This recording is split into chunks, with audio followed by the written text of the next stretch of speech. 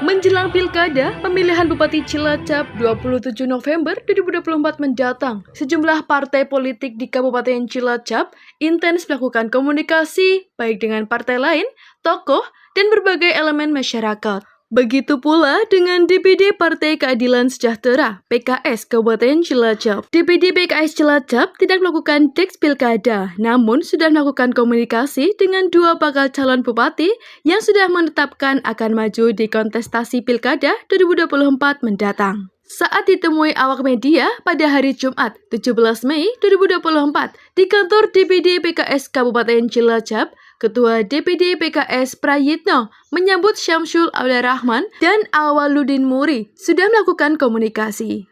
DPP PKS memberi kebebasan kepada DPD untuk mengambil sikap dalam pilihan kepala daerah sambil melihat perkembangan dinamika politik di Cilacap, ungkap Prayitno. Untuk melakukan koalisi dengan partai lain untuk mendukung salah satu calon, DPD PKS siap menggerakkan mesin politik dan mensolidkan anggota dan struktural untuk mencapai kemenangan. Bismillahirrahmanirrahim. Terima kasih. Menjelang pilkada di Kabupaten Cilacap, ya sudah beberapa bulan ini relatif komunikasi partai politik sudah semakin meningkat, semakin intens. PKS didorong dari pusat untuk berkomunikasi dengan semua komponen partai politik, tokoh-tokoh masyarakat, organisasi kemasyarakatan untuk mendengar, ya, kemudian kalau bahasa saya, kami ditugasi untuk merekam dinamika Pilkada di Kabupaten Cilacap. Hasil rekaman itu nanti kita laporkan ke DPP. Nanti DPP mempelajari, kalau perlu kami dipanggil untuk kemudian mengambil sikap.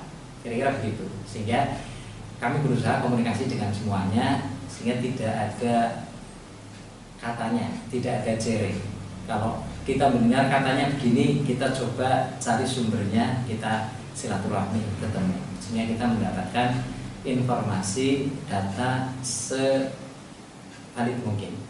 Nah, data-data itu nanti kami laporkan ke DPP, karena DPP nanti yang akan mengambil keputusan rekomendasi termasuk SK yang nanti akan digunakan untuk mengusung dan atau mendukung dalam pilkada besok. Sampai saat ini komunikasi berjalan semuanya, tapi belum sampai tingkat MOU tertulis. Komunikasi, kita masih komunikasi dengan semuanya. Untuk arah yang diambil ini Pak, ya, harus sesuai dengan pusat keputusan atau PKS di kabupaten sendiri yang mengambil sikap? Ya, baik. Jadi proses di PKS, DPP memberikan keluasan kepada kami di daerah untuk melakukan komunikasi, ya.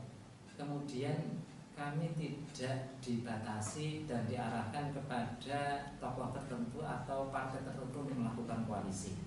Tidak serta otomatis misalnya Pilpres koalisinya koalisi perubahan kemudian diturunkan sampai ke bawah harus seperti itu, tidak. Karena dinamika di masing-masing daerah bisa jadi berbeda-beda dan fakta pengalaman yang sudah pun demikian. Nah, jadi nanti yang terbaik atau yang paling tepat di daerah, kami nanti di Cilacap misalnya akan berkoalisi dengan partai mana, akan mengusung tokoh siapa, eksternal apa internal, itu diserahkan kepada daerah untuk kemudian mengusulkan ke pusat. Kalau kemarin ada yang menanyakan kira-kira persentase usulan dari daerah sejauh mana kemudian bisa menjadi keputusan DPP, saya mengatakan ya sebenarnya lebih dari 50% ada di daerah. Ya, ada lebih dari 50%. Pengalaman kami periode yang lalu juga begitu. Ya, kami yang banyak komunikasi, kami kemudian mengusulkan ke pusat mengklarifikasi dan sebagainya. Toh ujungnya nanti yang mendaftarkan ke KPU juga pengurus partai di daerah. Meskipun salah satu syaratnya adalah SK atau rekomendasi dari DPP. Ya Pak, ini kan PKS tidak membuka pendaftaran sendiri ya Pak. Tapi sejauh ini ada komunikasi personal dengan calon yang paling sudah mantap untuk maju. Ya, kemarin kita memutuskan sampai saat ini tidak membuka pendaftaran pilkada secara formal, tapi kita melakukan komunikasi politik. Ya, kalau nama-nama yang muncul, insya Allah kita sudah komunikasi semua. Ya, dengan partai-partai juga sudah komunikasi semua, dan terus kita intensifkan. Ya, ya nanti waktu misalnya kita tidak dibatasi waktu secara rigid dari DPP, yang penting komunikasi jalan. Nanti dalam perjalanan komunikasi kemana yang kemudian bahasa sekarang klik begitu ya sekarang kita laporkan. Memang kita diminta minimal melaporkan 2 pasang ke DPP. Kalau yang kita komunikasi sudah mantep mengatakan mau maju, satu Pak Samsul, ya, beliau ketua PKB dengan 8 kursi. Yang kedua Pak Amal, ya saya menyampaikan 100% Pak mau maju, iya 100%. Yang lain belum ada yang tersurat begitu. Ya, dengan Pak Taufik misalnya PDIP, ya belum jelas siapa. Ya beliau normatif, kalau saya suruh milih saya nggak akan maju Pak. Tapi kalau DPP sudah menginstruksikan Bu Mega, ya saya siap berkata terus. Ya saya katakan ya belum jelas siapanya. Dan kemarin baru membuka pendaftaran. Tapi Pak Samsul, Pak Awal, ya sudah ya menyatakan sudah diniati, keluarga sudah selesai, ya sebenarnya siap maju. Ya meskipun sekali lagi dinamika politik ya satu saat bisa berubah, tapi setidaknya komunikasi kita. Nama-nama yang lain juga kita komunikasi, ya ada yang ya bahasanya ya ikhtiar usaha. Ya kepengennya kalau ditanya ya rata-rata mungkin S1-nya, tapi ya kalau kita ya coba nggak apa-apa, misalnya begitu. Tapi yang definitif tersurat ya Pak Samsul sama Pak Awal. Pak, koalisi ke depan pasti akan mendukung pemenangnya Pak. Strategi apa yang digunakan dan apakah sudah disiapkan pasukan sampai ke bawah Pak? Oke, jadi di pilkada arahan internal PKS salah satunya adalah sebagai sarana untuk menggerakkan mesin politik PKS dan mensolidkan anggota dan atau struktur. Ini satu. Dengan pertimbangan ini, maka proses pilkada ini di internal kita jalani semua dari bawah. Ya, semua kita libatkan.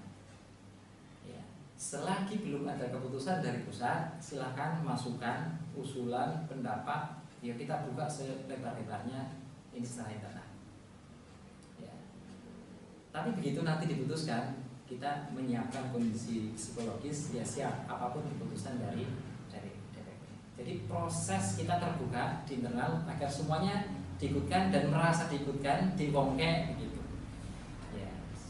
Jadi ini kita jaga betul. Yang kedua, kalau saya sering menyampaikan apa sih pertimbangan kita komunikasi dengan para calon?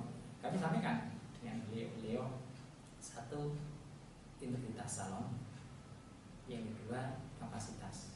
Dua hal ini saya kira karena kita ingin mencari adalah pemimpin sekaligus manajer tingkat kabupaten. Integritas saya kira kaitan dengan kejujuran, kaitan dengan kekuatan dalam lah ya persoalan itu. Kapasitas ya karena kita mencari bupati ya kapasitas kepemimpinan, kapasitas manajerial sekaligus normatif mungkin lah begitu. Yang ketiga elektabilitas. Ya. Orang yang baik, pinter, ya tapi disuruh misalnya nggak pernah muncul ya berat kan. Ya. Kemudian komitmen. Yang keempat, komitmen untuk Cilacap, yes komitmen bersama dari awal sampai akhir seperti apa. Kemudian yang terakhir yang tadi Pak Anies sebutkan, mau nggak mau logistik harus siap untuk karena targetnya menang. Hitung-hitungan logistik harus berapa? Ya di luar kehendak kuasa. Kita manusia ini ya nek kepengen ya tuku motor misalnya ke duit 500 dan nggak ada untuk nyicil kan ya berat kan untuk bisa dapat. Kira-kira begitu. Porsi PKS kan 5 kursi Pak. Ya. Misal nanti mendukung untuk koalisi, apakah ada yang diinginkan atau nitip sesuatu atau minta balas budi atau apa? Kita mengajak di dalam koalisi itu ada semacam kesetaraan, ada kerjasama, ya, kemudian yang saling menghargai, ya, sehingga hitung-hitungan 5 kursi dan seterusnya saya kira itu bagian dari kekuatan politik di pileg kemarin yang harapannya linear juga pada saat kita melakukan koalisi, meskipun hampir bisa dipastikan nggak mungkin 100%. Ya, partai apapun lah yang sudah-sudah ya begitu. Ya, nah, kebersamaan di dalam menjalani koalisi dari awal. Kalau saya biasa mengatakan kebersamaan, kesetaraan kita dalam memenangkan dan kesetaraan kebersamaan di dalam mengisi kemenangan 5 tahun ke depan. Ini kalau bahasa saya begitu. Ini yang kemudian mesti diobrolin ya cukup dari awal. Ya. Jadi guyonnya Pak Hanafi kemarin saya lihat begitu kan. Ya, Pak Jarus dukung berarti salah dianggap. Nah, yang begini-begini kan kita ingin ikhtiar agar kebersamaan itu bukan hanya di dalam mencapai kemenangan, tapi juga kebersamaan dalam mengisi kemenangan.